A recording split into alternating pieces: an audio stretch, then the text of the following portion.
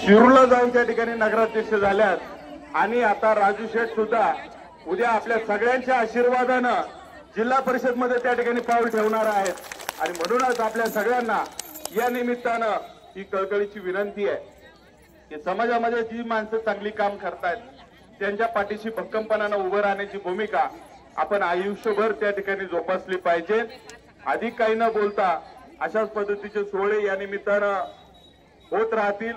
मी राजू शेठला आल्यानंतर एक गोष्ट बोललो की आपण हे सगळे आनंदाचे सोहळे साजरे करतोय, परंतु आपलेच बांधव त्या ठिकाणी मराठवाड्यामध्ये पूर परिस्थितीला सामोरे जात आहेत, त्यांना सुद्धा आपण काहीतरी मदत केली पाहिजे। आणि म्हणून राजू शेठनी मनाचा मोठेपणा ठेवून 1 लाख रुपयाची मदत या पूरग्रस्तांसाठी त्या ठिकाणी जाहीर केलेली आहे।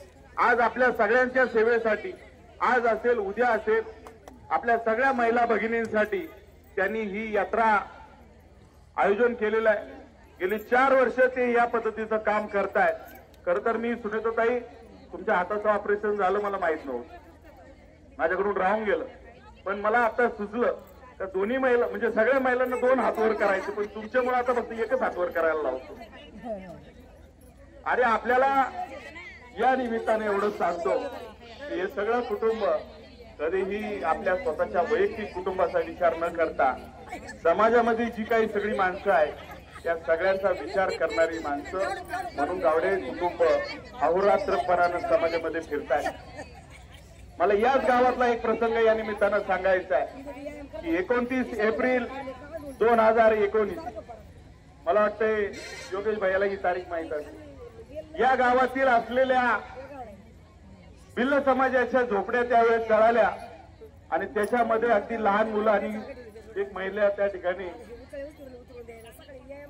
एक पुरुष आणि 2 लहान मुलं। या सरगावच्या तमाम माझ्या महिला भगिनी, आज आपण मोठा देवीच्या दर्शनाला निघालेला आहे आणि ही सेवा करण्याची संधी तुम्ही माझ्यासारख्या सामान्य कार्यकर्त्याला उपलब्ध करून दिली। आई जगदंबेचा आशीर्वाद माझ्या पाठीमागे आहे, माता मळगंगेचा आशीर्वाद माझ्या पाठीमागे आहे आणि या पुढच्या काळामध्ये अशी सेवा करण्याची संधी तुमची मिळत, समाजकारणामध्ये काम करत असताना आदरणीय नामदार वळसे पाटील साहेब असतील, गावडे साहेब असतील, यांच्या मार्गदर्शनाखाली काम करत असताना तुमच्या अडचणीला अकेला वेळ देण्याचं काम माझ्यासारखा कार्यकर्ता करत असताना या भागामध्ये असणाऱ्या प्रश्नाचा पाठपुरावा करण्यासाठी नामदार वळसे पाटील साहेबांकडे सदैव प्रयत्नशील राहत आहे आणि या पुढच्या काळामध्ये राहणार आहे। आणि येणाऱ्या काळामध्ये आता अरबी सरांनी सांगितलं उद्या पक्ष काय निर्णय ते घेईल, परंतु या निवडणुकीला सामोरे जात असताना कदाचित पक्षाने संधी दिली तर निश्चितपणानं तुमच्या सगळ्यांचा आशीर्वाद माझ्या पाठीशी राहावा एवढी कळकळीची विनंती करतो। आपण सगळ्यांनी शांततेत जावा आणि या यात्रेचा आनंद घ्या अशी विनंती करतो आणि या ठिकाणी थांबतो। ग्रॅज्युएट तो स्टेजवर तासभर इंग्रजीत भाषण देऊ शकेल असा एक चांगल्या पद्धतीचा प्रतिनिधी उद्या मिळणार आणि चांगला विचार डोळ्यात ठेवून समाजाचं कल्याण करणारं आयुष्य आम्ही आमच्या कुटुंबाने घालवलेलं आहे। त्यामुळं सुविधा असेल मनीषा असेल हे सुद्धा समाजाचं काम करतात। आजच्या चांगल्या पद्धतीने सहकार्य करा, यापुढे तुमच्या आयुष्यावर तुमची सेवा करत राहू एवढीच गाव देतो आणि मोठ्या देवीच्या चरणी